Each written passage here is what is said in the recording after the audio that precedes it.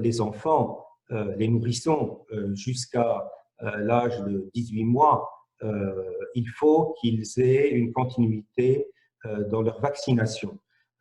Chaque retard de vaccin peut avoir des conséquences un petit peu fâcheuses par l'apparition à nouveau de la coqueluche qui, chez le nourrisson, on le sait très bien, hein, de 3 mois et de 3 à 6 mois ou même avant, peuvent générer des conséquences un petit peu fâcheuses. Donc nous, concernant notre patientèle, on essaye de passer le message pour que ces consultations restent et soient respectées. Et pour cela, on s'est organisé, bien sûr, en suivant les conseils de nos sociétés savantes et de nos instances, organiser des consultations le matin pour vacciner les nourrissons, en évitant, bien sûr, la présence d'enfants malades en même temps et bien sûr en espaçant nos consultations. Ça veut dire une consultation va durer plus longtemps pour que les gens ne se croisent pas. On a condamné nos salles d'attente, ça veut dire qu'il n'y aura pas d'attente dans nos cabinets. On a la chance, certains, d'avoir 2 bureaux de consultation, donc les gens ils sont séparés et ils vont directement dans ces salles de consultation et il n'y aura pas de contact. Bien sûr, des mesures de désinfection du cabinet, on a retiré tous les jouets, tous les trucs, voilà. Donc tout ça est fait pour essayer de mener à bien notre mission.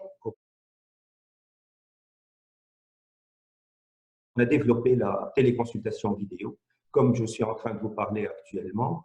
Il y a les patients, bien sûr, qui sont suivis par les pédiatres ou même par nos confrères généralistes. Pour ceux qui ont voulu installer la vidéo-consultation, peuvent consulter et ça sera une consultation normale. Il est certain que la consultation vidéo a des limites, mais ça permet quand même de dépanner sur pas mal de pathologies, pas mal de questions, de renouvellement d'ordonnances et surtout le suivi des enfants de maladies chroniques. Parce que, pareil, concernant les enfants chez qui on peut retarder le diagnostic de diabète, chez des enfants qui ont des maladies chroniques, je veux parler de l'asthme, etc.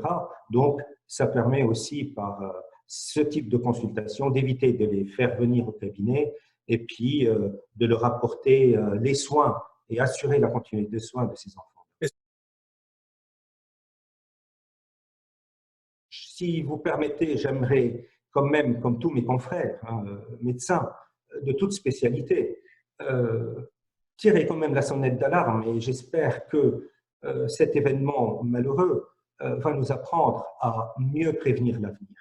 Mieux prévenir l'avenir, ça veut dire pour un pays comme le nôtre, ne pas avoir de masque, se retrouver sans gel hydroalcoolique, ne pas avoir des surblouses, être confiné comme ça, malgré l'information qui est passée et par les politiques et par les scientifiques, etc.